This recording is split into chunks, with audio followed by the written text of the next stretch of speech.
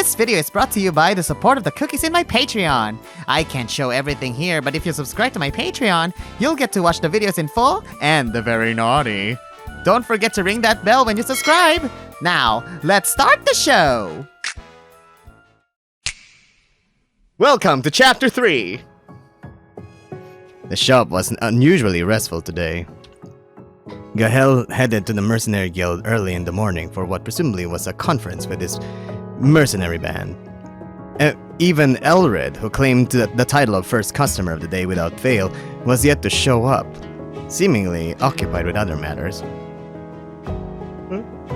What? He is? Elred is? Yeah! What the hell? Why? Was his pride hurt? With the sudden infrequency of customers, I decided to spend the day organizing the storage room. As I returned the scattered miscellaneous books to the shelves, I made a peculiar discovery. Huh? That is the weirdest fur placement I've ever seen. I have never seen a fur placement going to the side. It's usually here. But never to the side. It's kind of like a sideburn for the arms.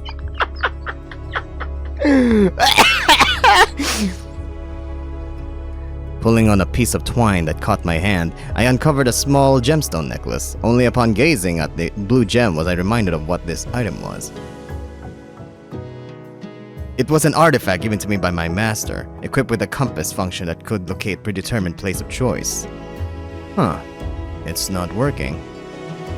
It seemed the artifact, being quite archaic and of pedestrian grade, had exhausted its magical properties and was no longer functional. Though how just a cheap gem necklace. I decided to store it in a box for the sake of my memories it harbored. Speaking of which, I wonder what Master is up to now. The necklace clasped within my palms, I became lost in thought. It's been over 2 years since I left home to open an arcane shop. My master, Yo-ho! I knew it. Was a truly eclectic individual who wandered the world as if it was his own backyard. Wherever he was now, it must be somewhere far beyond my imagination. Flash! Ah! What's that? Ooh! Suddenly, the necklace gemstone began to emit a light. It wasn't a merely sparkle in the sunlight, but a dazzling radiance cascading outwards. Startled, I let the necklace slip from my hand. Necklace, having fallen to the floor, pulsed with a blue light before returning to its original state as if nothing had happened. What in the world? Was it holding some magical power I was unaware of? You know, it can also be that the gemstone can call Ryoho. Like, it can teleport him. Or he's trapped within the gemstone. As I stood bewildered, the storage room suddenly became engulfed with thick fog.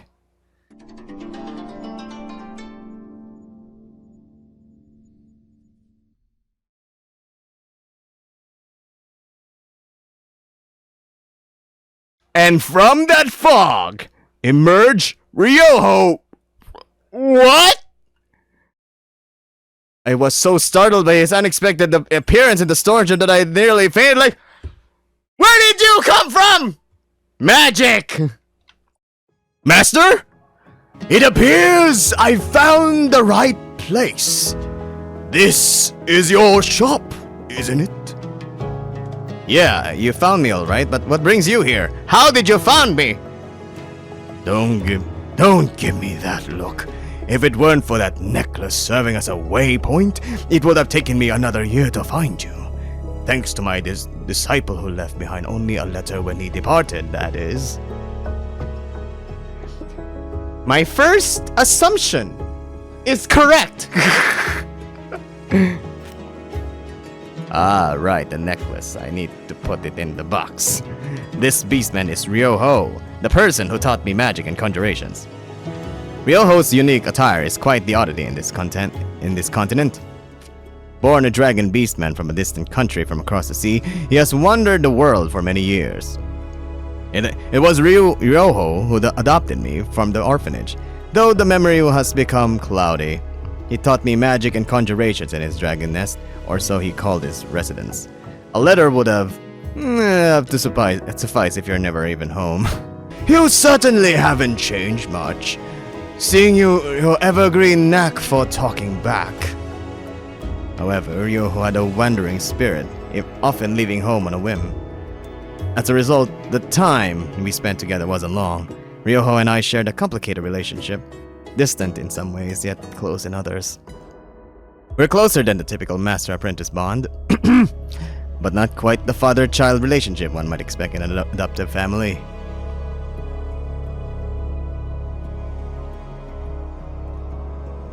His nipples look tasty. Ryoho, after stepping out of the storage room, slowly looked around the shop and began to speak. I never knew that this was a hat. To be honest, he doesn't need the hat. It just... Oh, it's because of the... I thought this is a necklace. Apparently, it's a kwan. It's a... Oh gosh, it's a bead. It's a line bead that holds the hat. To be honest, he doesn't need the hat. It's just my opinion, but anyway. Not a shortish shop at all.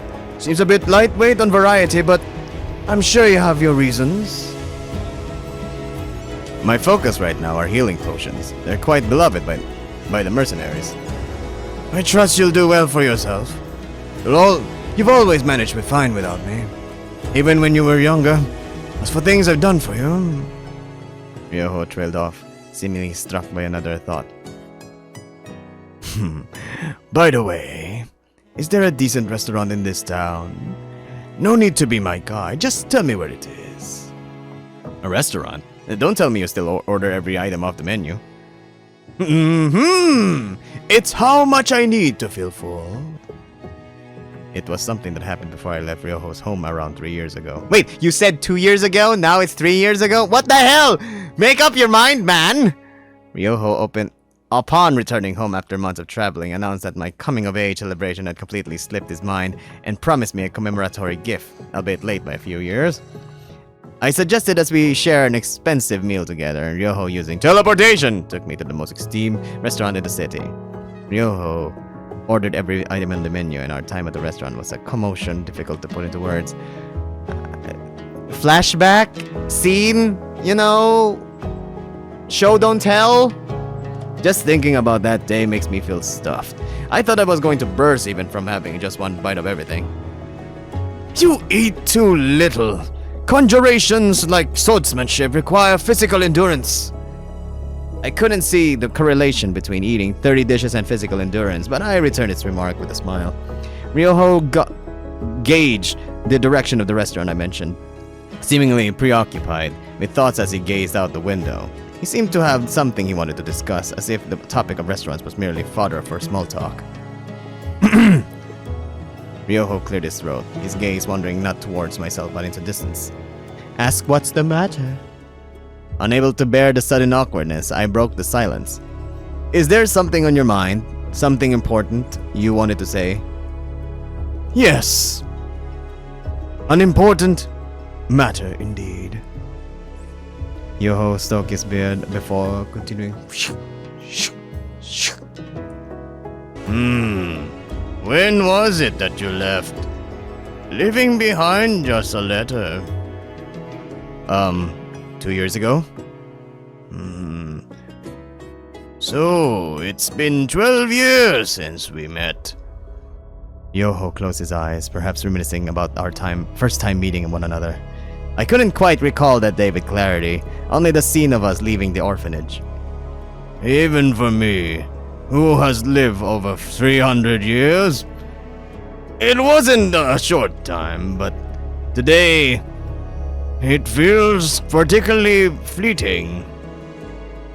Ryoho, as if ruminating on bygone days, peered into my eyes and simultaneously our shared history that rested beyond them. Soon, I will lose all memory of you. What? What do you mean? I mulled over Ryoho's words, perplexed. He wouldn't remember me? Powerful conjurations require a price to match. I've been delaying the inevitable any way I can, but it seems I'm approaching my limit. A conjuration that uses memories as a sacrifice. Master, what kind of conjurations? I'm sorry, but I had no other choice. A sudden revelation left my mind in a state of disarray. Ryoho would still be my master, but I would become a stranger to him, erased from his memories. The unsettling announcement forced me to ruminate over the days to come. I even contemplated whether or not to seek you out after reading your letter. I wondered if it was for the best that my disciple has become independent through their own devices. But I couldn't just abandon you, could I? Master. That's just how Ryoho is. His meddlesomeness extends to the point he lends a hand to even strangers, and I was his disciple. I was moved by his concern for me, but the thought of being forgotten weighed heavily on my heart. Don't look so dumbfounded. I have a plan. Sealing? I intended to capture the disappearing memories and seal them away. The preparation's already complete. Is he gonna put them in memory boxes or an orb? Ryoho laughed heartily, clapping me on the shoulder. Memory-altering conjurations, moral humdrum aside, require tremendous mastery. Ryoho's sorcery must have reached an unmatched rank. This is what I like, to be honest. This is the drama I would have. Resque having the dilemma that his old master is going to lose his memory, but he's going to keep them as keepsakes in an orb or device, or in an artifact. That's the dilemma I like. So, what happens to the sealed memories? They'll turn into a substance similar to a ball, crystal ball, orb, ha ha. They'll turn into a substance similar to a crystal ball. Here's the real issue, however. If I have the sphere but no memory of you, how would I be able to ascertain its purpose? I might suspect it contains something dangerous and decide never to unseal it. Plus, if the spell is of such caliber, it won't be easy to undo. So, I hope you can persuade me to adhere to our plan. Since unlocking the seal won't happen overnight, there will be plenty of time. I'm sorry I'm asking you of such difficult things. As I fully grasped the situation, my mind became cluttered twofold. How would I be able to persuade my master, who will have forgotten me? Trying to think from Ryoho's perspective only made things feel more daunting. Seeing my serious expression, Ryoho spoke up. Worrying like that will only pull you away from the answer. Wouldn't you say? To come up with a brilliant idea, I reckon all you have to do is act like your usual self. Like my usual self. Though I was yet to piece things together somehow, I felt that when the time came, everything would work out. Yes, that's the expression of the disciple, I know. Ryoho smiled lightly as he looked at Resque. Now that I think about it, have you achieved the goals you set for yourself when you opened your shop? Goal? Initially, my goal was to own something that was truly mine. In the end, in the orphanage, everything had to be shared, and as such, was scarce. Even after meeting Ryoho, I couldn't keep depending on his magnanimity. That's why I chose to open an ARCANE shop. The shop is running without deficits, so I suppose I can say the goal is met. Ryoho seemed a bit surprised by Resque's answer. Well, as long as you are satisfied. Ryoho believed that with Resque's talent, he could achieve much more. But if Resque had no intention of doing so, Ryoho thought it was not necessary to push him further. I'm quite tardy this time around as well, but is there anything you want for an opening gift? I suddenly remembered that I owed Gahel an artifact. Ryoho could create even artifacts of formidable quality. Such an opportunity doesn't come often. Oh, right. I need an artifact. What kind of artifact? A magic reflection shield. Ideally in the form of a gemstone accessory. Resque on the spot thought of an artifact that could sell for a good price. After a moment of thought, Ryoho summoned an appropriate item. Ring! How appropriate of the situation! Oh! Would you, Gahel, accept my gift of this emerald ring? A ring with a green gem appeared in Ryoho's palm.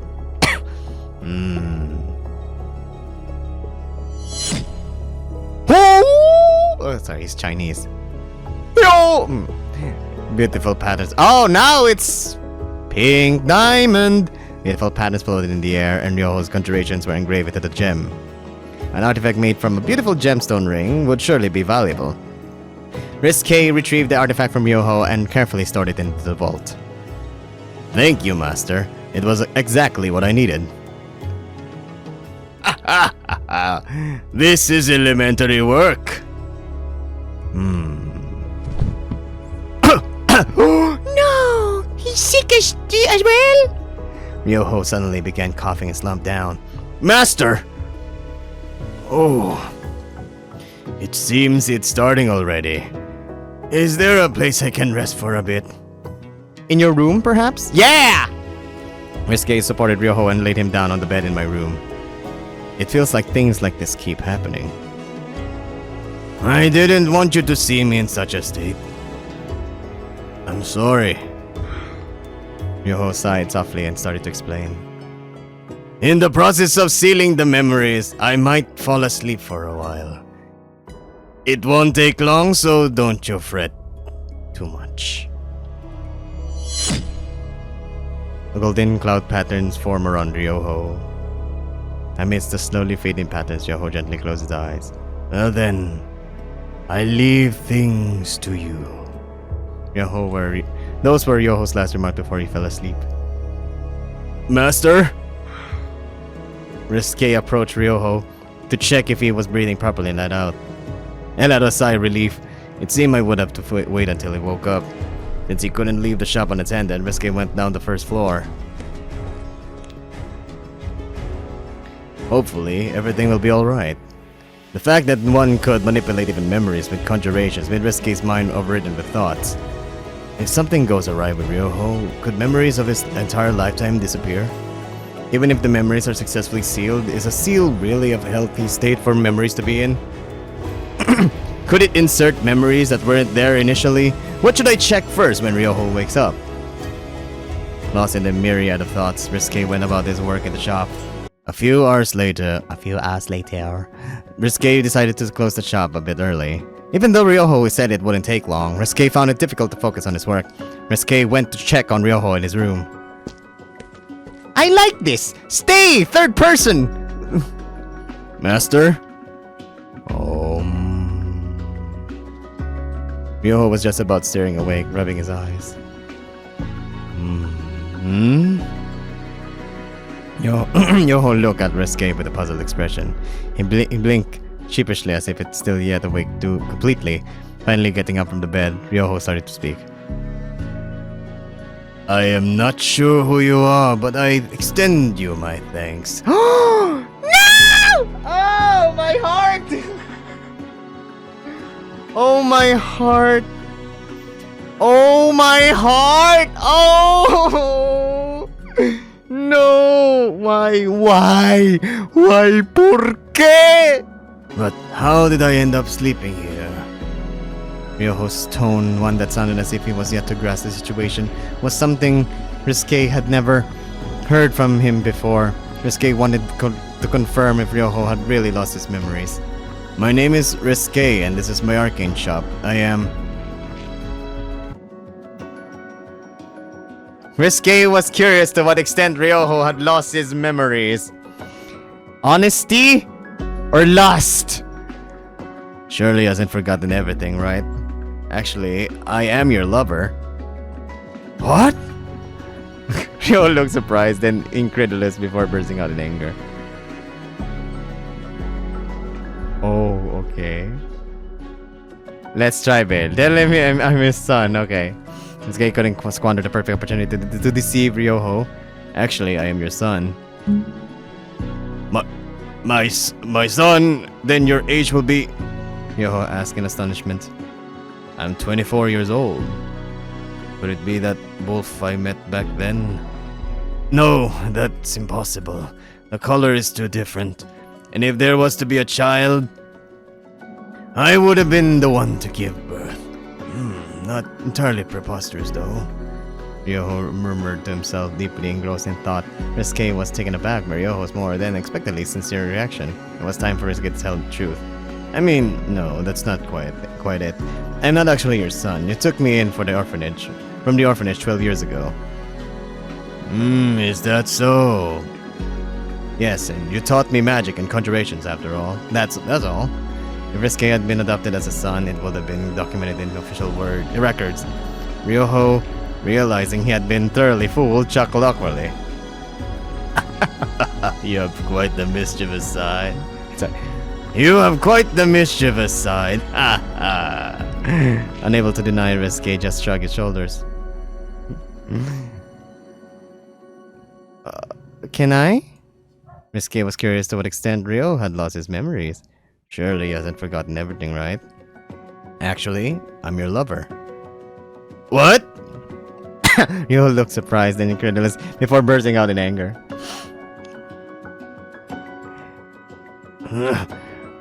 That's not something you should be joking about. It was the first time I saw Ryo get this angry. I had unwittingly struck a chord. I'm sorry, I just wanted to see if my master had really lost his memories. Consider yourself lucky I didn't take that too hard. Ryo went tisk, biting back further reprimanding comments. Tell him I'm his disciple. Really? This type? Okay. Resque, understanding changes. Oh wow. That looks better. Oh, he's over 380 years old. He's a dragon. He's a shaman. He's 2 meters. Nick. He's almost 7 feet. Almost. He's a Libra. Oh my god, his birthday is at September 26th? His alcohol and food travel. He hates backtalk, but he's a very understanding guy. A shaman who has lived for over 300 years, the protagonist's master, usually a wanderer traveling the world, visiting for the first time since the protagonist is over the shop, tends to casually strip off clothes when feeling uncomfortable. What? What? For some reason, sealed away memories regarding the protagonist. Why? Resque decided to properly introduce himself. Actually, I'm your disciple. Disciple. Yoho looked at Resque sharply. May I ask how many years? Sorry. May I ask how many years you claim to have studied magic and conjurations under me? Resque immediately realized this was a trick question set up by Ryoho. Instead of answering, Resque decided to demonstrate a simple spell. Woo! Fire! I shall call this Fireball! A flame conjured by the spell flickered in midair. Does this suffice as an answer? A witty response indeed. Yoho stroked his beard and continued. A disciple I don't remember. How curious. I thought I only had 2 disciples in this world. So you do have another disciple. Given the long life Ryoho had lived, Resque had assumed there were other disciples. This was the first time Resque was hearing about them directly. Yes, one was my lover. The other met their demise amidst a life of war. The expression of Ryoho reminiscing about the past was not a happy one. It seemed like a better memory, causing pain as it resurfaced. Ryoho looked at Resque as if he wanted to say more, but then hesitated. Is it a memory he'd rather not discuss in detail? I'm curious though. Could you tell me more? Starting with the part that I'm your master up to this current situation. Resque explained the overall situation as best as he could, emphasizing especially the spell that uses memories as sacrifice. Ryoho listened to the end despite being skeptical of what he heard. It doesn't seem like a baseless story. It seemed Master didn't fully trust me yet, considering we had just met. Technically speaking, it was a natural reaction. It would take time for Ryoho to be convicted. Do you not remember teaching me magic and conjurations or the letter I left behind? A letter? Was there such a thing? It appears that memories of anything related to me, if it's something the Master clearly saw, have completely disappeared. Then do you remember the bed and bookshelf on the second floor? That's where the letter was. I moved those a few years back. I didn't remember any letter, though. It was Resque of 10 years prior who had placed the bed and bookshelf on the second floor. Ryoho's memories have been altered to correct any inconsistencies that may arise from the absence of Resque. Resque thought about other pieces of evidence. The necklace you gave me as a gift a long time ago. Necklace? Woo! Resque brought out the blue gem necklace that he had stored in the warehouse. Ryoho seemed to recognize it. That is indeed an item from my nest. An item from my nest? I gave this to you as a gift. You turn it into a compass artifact that can help find my way back home. It doesn't work anymore. This is indeed mine, but I don't remember giving it away as a gift. Are you sure it was a present from me? Yes, it was my first birthday gift. Ryoho became more contemplative. Resque's story indeed does make everything fall into places, but skepticism can make every piece of evidence seem like a stab at the seat. Even in the past, there were groups seeking the power of conjuration that attempted to beguile him. I understand that what you're trying to say. At the moment, I require some time. It's too early to draw any conclusions. Ryoho decided to postpone his judgment. Anyway, thank you once again. Once I've recovered a bit... He's hungry! An embarrassingly loud noise came from Ryoho's stomach. He had gone for far too long without eating, especially for a big eater like him. While Ryoho let out an embarrassed laugh, Resque pondered what to have for dinner. I'll go buy something ready to eat. There's no need for that. I'd rather go to a restaurant myself. The R word! Restaurant! Oh, my heart! Heart attack! Ryoho's posture faltered due to a sudden strange sensation. Resque mistook this as a sign that his condition was still poor. Rest here, I'll be back shortly. Before Ryoho could protest, Resque hurried out of the shop. Oh wow. May I remind you all that some of these background images are AI, but that's okay, because look at that. At least, they can concentrate with the words. Drawn by a delicious scent while rushing to the restaurant, Resque relaxed his pace and swerved his head towards the direction of the fragrance. Oi! Look at that deliciousness! A street vendor grilling skewers came into view. Resque decided the vendor was the right move. Resque brought every skewer the street vendor was selling. The vendor looked at Resque strangely, but he didn't mind. After all, even such an amount wouldn't suffice to satiate Ryoho's appetite. Still, 50 grilled skewers are kind of heavy. You have the money for it? Resque headed back to his own shop, arms full of grilled skewers. Resque laid the skewers out on the table, the savory aroma of grilled vegetables and meat that filled the room stimulating the appetite. Hearing footsteps coming down the stairs, Resque looked up. Where is Gahel? Are you feeling okay? Huh? Joe! How? I was right, I can see the slit! What the fuck? That Ryoho would walk around naked even here, it wasn't something Resque had expected. In the past, he would casually strip off his clothes upon returning home, which Resque always found peculiar. Now apparently, this is kind of normal.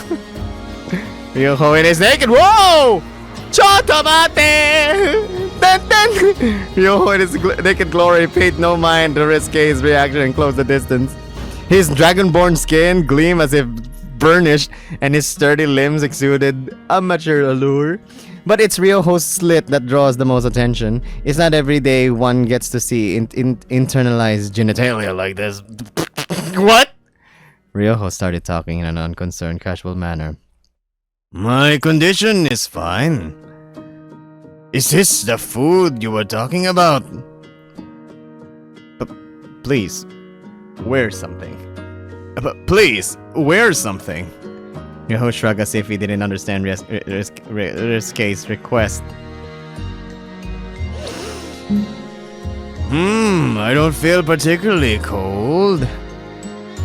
No, what I mean is that I'm used to being completely threadbare when I'm home. Clothing can feel suffocating. He even finds wearing those loose clothes suffocating. Resque lost the will to respond. Beastman society is quite lenient about the showing of skin, but Ryoho was on another level, like...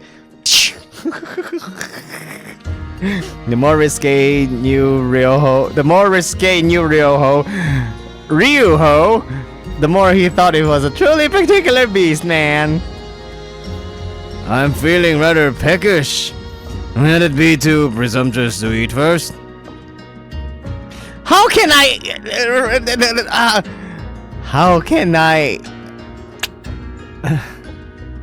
How am I gonna censor this? As Resque shook his head, Ryoho picked up a skewer. Ryoho's mealtime was an astonishing sight even after all these years. He wasn't a particularly expeditious eater, but the inexhaustibly steady pace in which he devoured the food was impressive. Resque also took a skewer and chewed on the food, savoring the blend of the fatty meat and spices went together. He still eats as heartily as ever. After the meal and cleanup, Resque intended for Ryoho to sleep in his room, thinking Ryoho needed more rest. Let me reiterate, my condition is fine. But you almost collapsed earlier. That was because of this. Ryoho pointed at his slit. Resque became flustered even further by Ryoho's shameless attitude. What? What? What about it? It suddenly feels as if something is stuck inside. Well, obviously, it's your dick! Ryoho had said it that his memories would be sealed in the form of a sphere-like object. Would it be inside there? What? It wasn't impossible, just a little embarrassing. Resque explained the situation to Ryoho. If the seal would create a sphere containing the memories, then that... After a moment of thought, Ryoho said something that shocked Resque. Would you help me take it out?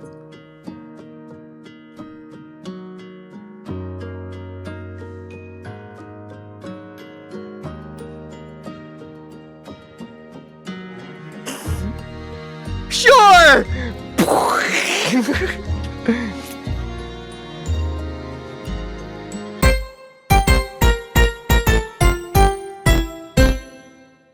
And then Gahel was like, oh shit, Resque. After leaving the residual scrubbing to Ryoho, Resque snuck out of the room. Ryoho, immersed in erotic pleasure, didn't even hear what Resque had said. Resque decided to let Ryoho sleep in his room, and Resque would sleep in Gahel's room. Gahel would be back tomorrow. And there was still much to do. Let's get a good night's sleep. As if his decision was for naught, Resque spent a restless night.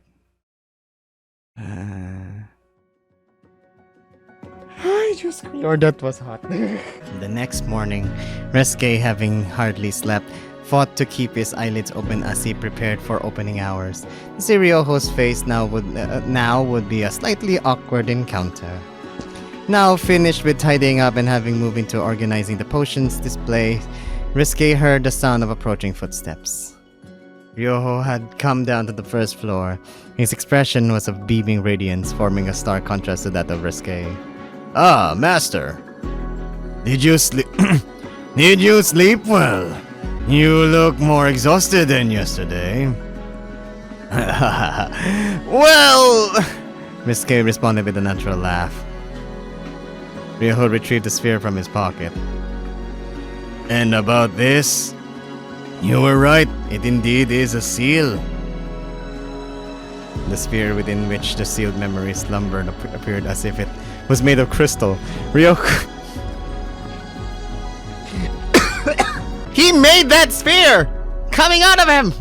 The sphere within which the sealed memory slumbered appeared as if it was made of crystal. Ryoho retracted it against his bosom and remarked, I am truly grateful for yesterday. This seal. Let me return after I've analyzed it at a more unhurried pace. Are you leaving again? Ryoho seemed to have picked up on what Resque was thinking. When Ryoho embarks on a journey, no one knows when he will return. Whether if it takes him a day or a year, not even Ryoho can say for certain for the sheer number of years. He had lived as unlike any other beast man. Don't worry too much. Well then, I'll visit again next time. Oof! Ryoho vanished into thin air, the teleportation spell leaving behind only translucent symbols in the air. Even his refusal to use the door when leaving a building was idiosyncratic of him. The next day, after the chaotic day in which Ryoho came and went like a whirlwind, the Arcane shop returned to its usual routine. Hello! Hi, Gahel! Do you smell something on the floor? Gahel also returned. Though his vacancy was no more than a day, Gahel requested to be filled in on the events that have transpired. Well, someone gave birth here. Resque explained, omitting many details, that Ryoho had visited the shop. Hearing that Ryoho had left, Gahel couldn't hide his disappointment. That's quite regrettable. I would have liked to meet him in person if possible. My master? Why so? Resque asked reflexively. A bit flustered, it will be difficult to introduce Ryoho, who had lost his memories, to Gahel. It's because he's your master. Gahel struggled to find the right words, eventually making a statement that amounted to nothing. He wanted to learn more about someone who Resque, but was unable to articulate so. Gahel quickly changed the subject. A subject that came up at the mercenaries' conference was that the Night Order did eventually clear the dungeon of monsters. Resque thought it was uncharacteristic of Gahel to fumble with his words, but decided not to pry further. Better move to the next topic. Is that so? So there was a reason the Knight Commander had to halt to his daily visits. Speaking of which... It's been a while, Resque! Did you miss me? Speaking of the devil, the voice booming through the shop belonged to none other than Elred himself. Gahel looked slightly irritated but bowed to Elred in greeting regardless. Welcome back, Sir Elred. It has indeed been a while. Upon receiving my salutations, Elred lumbered towards me. He closed the distance enough for me to catch his musky scent, and I began to feel the weight of his intrusive gaze. It has been an ordeal to not be able to see your face for so long. A wink! Wasn't it just a week? Haha, I'm honored. The flattery exited my mouth in an almost reflexive manner. It seems I've gotten just slightly more accustomed to Elred's flirting. Gahel stepped in between us. Now that you've exchanged greetings, please make your leave. I've got important business with the Arcane shop today, as the commander of the Bernstein Knights. Elred glanced at Gahel, then turned to speak to Resque again. But when I say business, I mean it quite literally. I'm sure if I'm your mercenary, should overhear such weighty matters. Elred smugly dismissed Gahel, standing with a sly look on his face. Gahel, not wanting to dignify the jab with a response, kept quiet. Sharp glances were exchanged between them without any circumstance of conversation. I wish I knew why it always had to end up like this. To de-escalate the situation, I intervened. Okay, this is the part where we split it off. Okay. Siding with Gahel on this one, because we're going for his route first. Side with Gahel.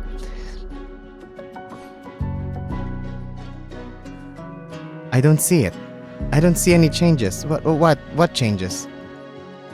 Gahel's workload in the shop rivals even mine. My opinion is that he is more than qualified to participate. At Resque's words, Gahel smiled as if pleased. Elred seemed momentarily taken aback but quickly regained his smile. Well, if that's the case, merely another spectator shouldn't be of issue. To think they'd quibble so childishly. Fortunately, the tension quickly dissipated.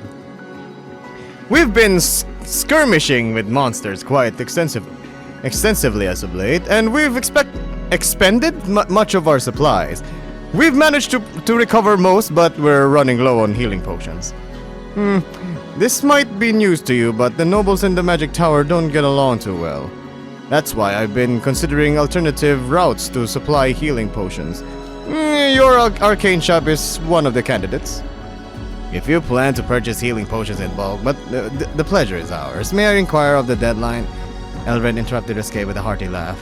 Don't get ahead of yourself. A candidate is a candidate, but even that would suffice as an excuse to come see you one more time. Though he did visit just to see my face. Elred winked at Resque, starting to flirt again. I just want you to know that I'm serious about us. My gratitude. Resque thought Elred's words were of trivial sincerity. He didn't take Elred's usual promises for their future seriously either. Elred sighed with a bitter expression at the usual response. That's why I want to know how you really feel. What you think of me if I have a chance? Elred looked at Resque with unusual earnestness. Resque was greatly taken aback by this newfound look on Elred's face.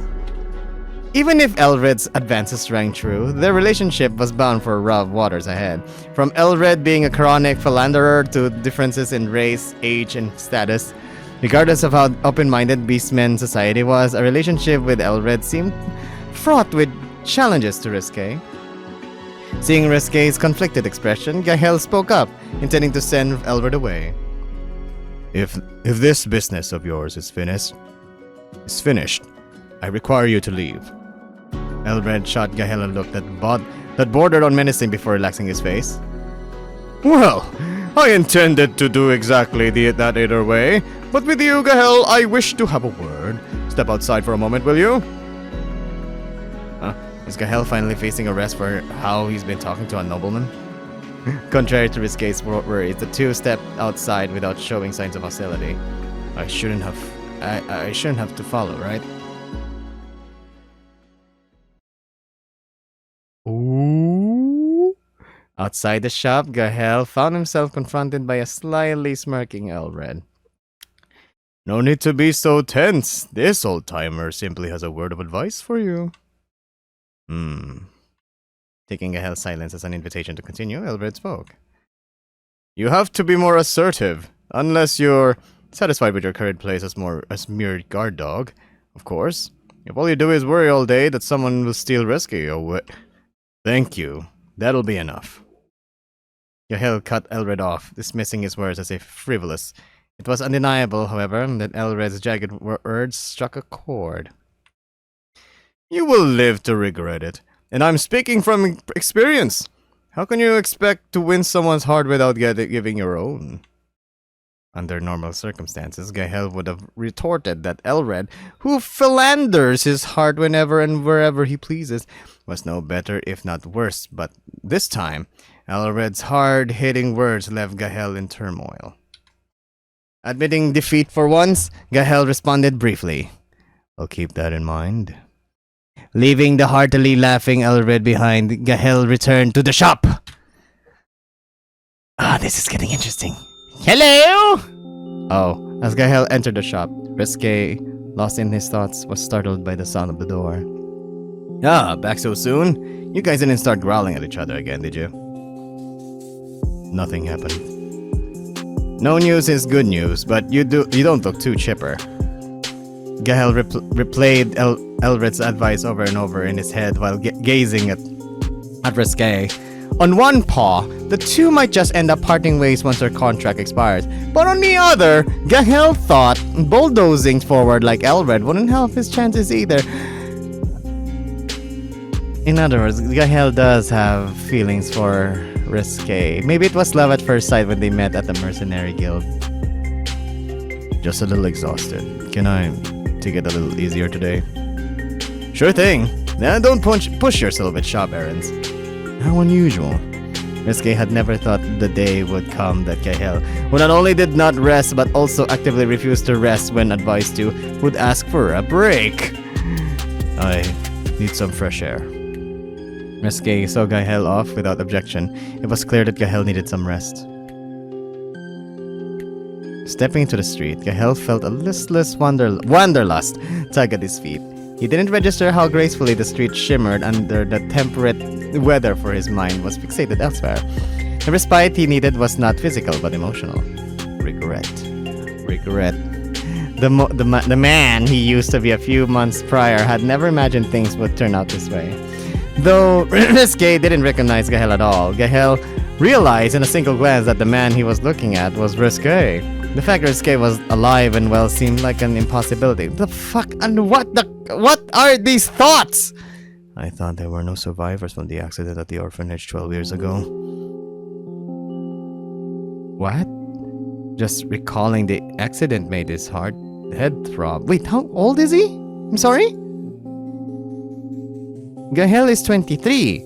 So he's 1 year younger than Resque. So both of them are orphans. Just recalling the accident made his head throb. The idea of even mentioning the orphanage in front of Resque seemed a perilous undertaking. It was an event even Gahel preferred not to remember, so we'd rather refrain from reopening Resque's old wounds. Perhaps Resque was so immensely shocked that he hid himself from memories of Gahel. Gahel sighed, shaking off the negative thoughts. What was deserving of his loyalty now was Resque of the current day. The mere thought of becoming lovers with Resque set his heart aflutter.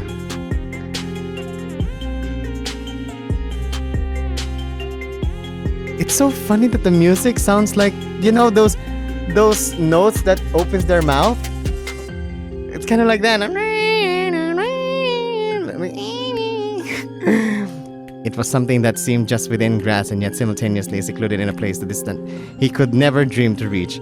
Burdened by complicated thoughts, Gahel's expression naturally turned solemn. His menacing aura parted the passerby around him as he walked. What should I do?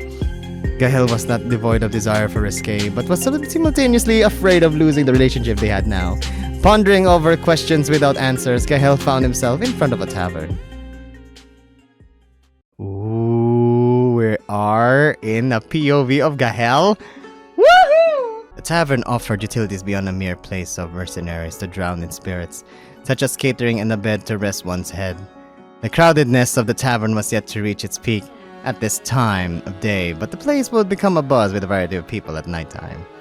The smell of oak barrels, alcohol, grills, and food was the quintessential aromas of the tavern, and Gahel's spirits were slightly lifted by the homey familiarity of the venue. Approaching the counter, Gahel was greeted by a familiar face. Oh! Gahel! Fancy seeing you here. Oh, it's Bato! Sitting at the bar was Lucas, the guild's receptionist, accompanied by the lumbering Bato. Gahel, having seen Lucas a few times at the Mercenary Guild, returned the salutations. Greetings, Mr. Lucas. Gahel looked towards Bato, whom he was sure he had seen somewhere before, but also wasn't acquainted with enough to absolve this air of awkwardness, to which the two clumsily exchanged glances. Gahel, allow me to introduce to you Bato, a mage affiliated with the Magic Tower. Bato, this is Gahel, a mercenary with the Calorian Mercenary Band. Ah, this must be the acquaintance from the Magic Tower the Resque mentioned. I've heard about you from Resque, that you help with the notary documentations. Bato nodded, slightly surprised. Oh, big bro told you so much.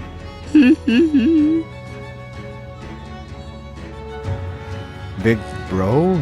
Are they closer than I thought? Gahel suppressed the jealousy that started to bubble up inside. Oh my god! Feeling impatient due to Elred's words of advice, changing the subject, Gahel turned to Lucas. What brings you to the tavern, Lucas?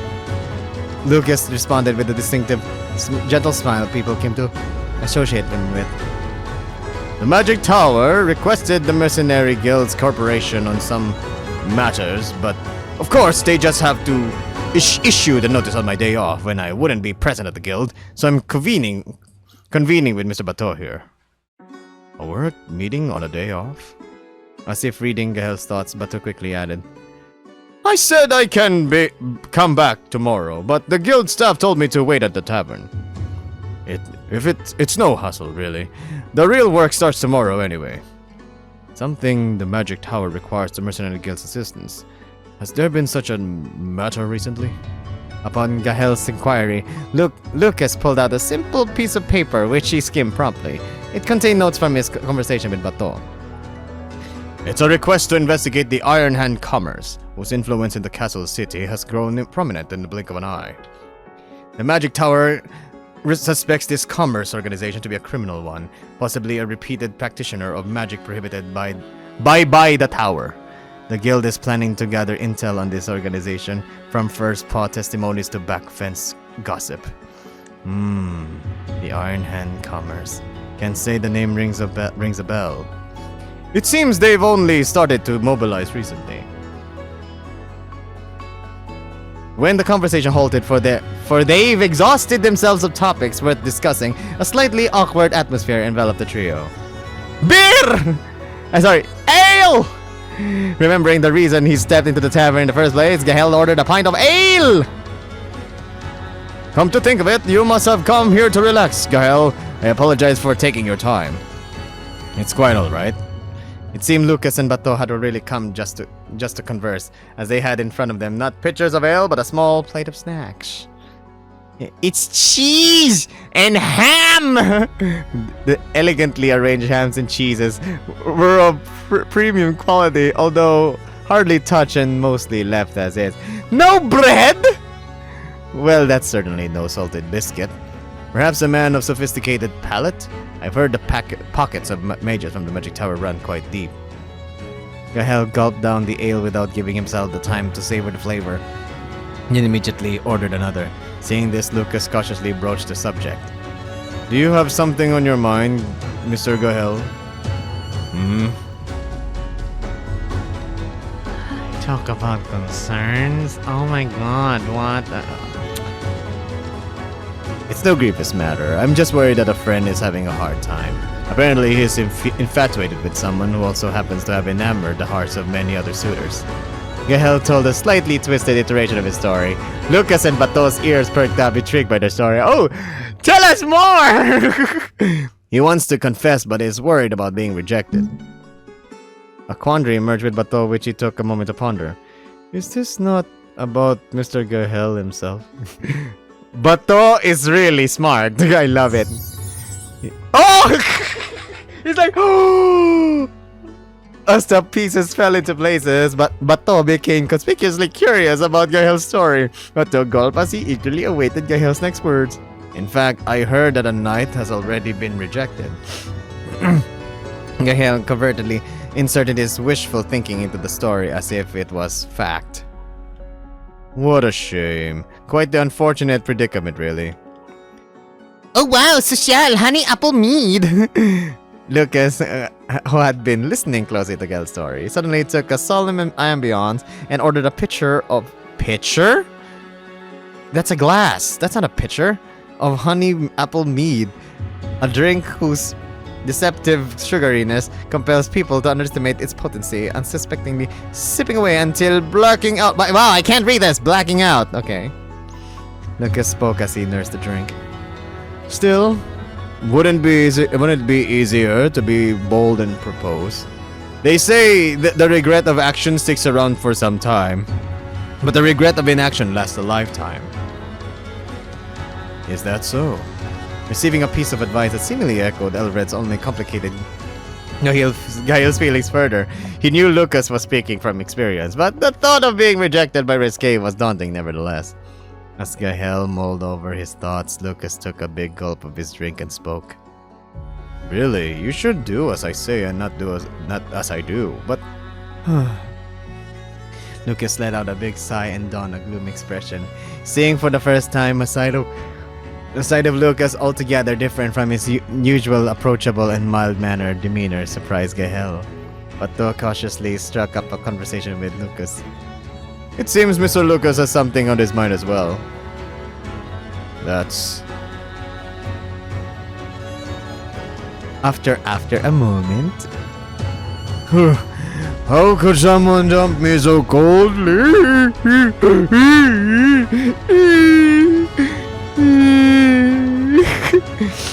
The moment the alcohol entered his system, Lucas transformed into an entirely different person! Starting with the story of his recent breakup, Lucas became a ceaselessly chattery, crying profusely and continuously pouring himself more drinks. Becoming more emotionally unhinged with each drink, Lucas began to tell stories he had already been told.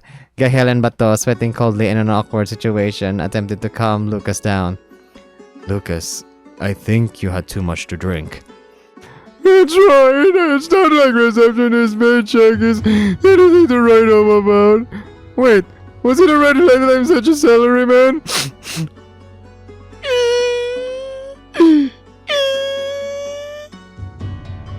Amidst Lucas' endlessly persisting drunken tirade, Bato whispered to Gahel the plan he had just devised. I'll rent a room for the night. We can't let him sleep it off here. Gahel nodded in agreement to Bato's suggestion, letting Lucas continue his alcohol-induced soliloquy. Any longer would mean they had to stay here until the morning sun. Seeing Bato quietly get up to book the room, Gahel checked on Lucas's condition.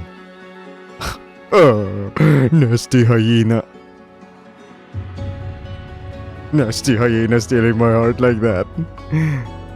Lucas was mumbling nonsense as he was dozing off, waving a hand in front of his face elicited no response. Actually, this is working in our favor. Just then, Bato returned and gestured towards room number 3. Orgy?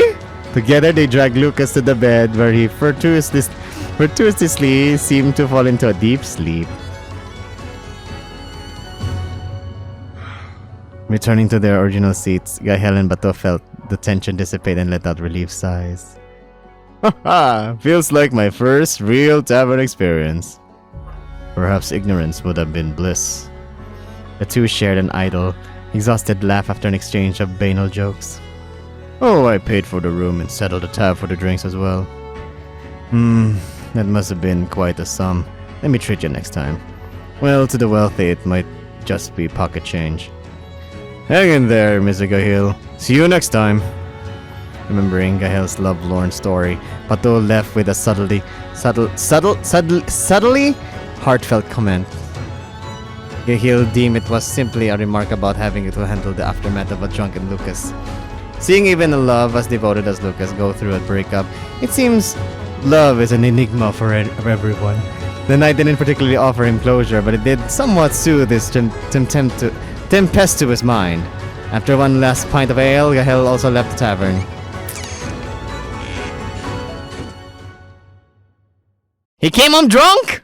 Resque was distracted by thoughts of Elred while working until closing time, unable to decide how to interact with him going forward. Absent-mindedly reading a book whose letters didn't even register, he turned the page with excessive force and nearly tore the paper. Shit. Dried herbs crumbled at every touch, and it was quite the ordeal to rid himself of the powder that stuck to his hands. Rearranging the merchandise after closing hour, Resque noticed impressions on his palm where his nails dug into, only noticing then how tightly he had been clenching his fist. Maybe I should have taken a day off outside alongside Gahel. Hello! Welcome to... Oh, hi! Just then, Gahel returned to the shop. Resque was surprised to see Gahel's face. Not only had Gahel returned earlier than expected, but also his usually brisk expression was absent, replaced by a solemn droop. He's drunk?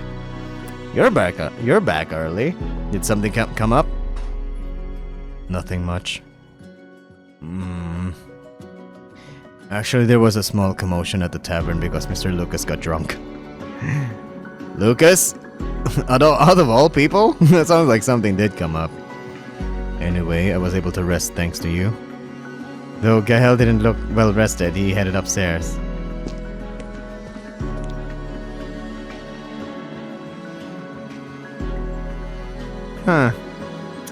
Poor man. Tisk tisk. I'm worried about Gahel too. Resque couldn't ascertain what was on Gahel's mind, but he had a hunch that Elred was involved somehow. Gahel claimed nothing happened with Elred, but it seemed to be a full story. It was a dilemma that had no apparent resolution, and I didn't have many people I could consult. I wasn't very well connected, aside from Gahel and Elred. The closest person would be Master Ryoho.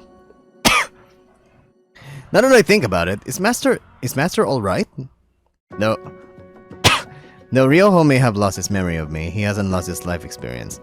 It's worth a try to seek advice, though it's uncertain if he'll be able to provide it. The problem is not knowing when Ryoho will return. If only one thing would go my way. Resque rubbed his tired eyes and got ready for bed. As of late, a deficiency in sleep and an abundance of heavy thought made him especially tired. As soon as Resque closed his eyes, he fell into a deep slumber, unaware of what the next day would bring. And then he felt something is sucking his dick. Okay, wait a minute! The bright sunlight streaming through the window woke Resque up. Resque lingered in bed for a while before closing their eyes again. How much do you want to bet that he is bigger than Elred? I want to see, cause we haven't seen him nude yet. Loco, we haven't seen him nude yet. We haven't seen him literally nude. That's the only nude that we have seen. Resque lingered in bed for a while before closing their eyes again. I'm so tired. Should I sleep a bit more? Just a little bit? The bed felt unusually cozy today. Resque lay there drowsily for a few more minutes before finally opening their eyes. I still need to work though. Man, nothing motivates anyone more than money! Dragging their sleepy body, Resque got ready to open the shop. With a big yawn, Resque flipped the sign to open. Why am I so sleepy today? Sitting down for a moment, Resque closed their eyes in the warm sunlight. With no customers in the quiet atmosphere, sleepiness washed over them like a wave. Their head drooped involuntarily. Let's just sleep a bit until a customer comes. Finally making up their mind, Resque rested their head on the table. If Gahel saw me like this, he'd nag, but he isn't around today. Thinking Gahel would wake them if necessary, Resque decided to sleep.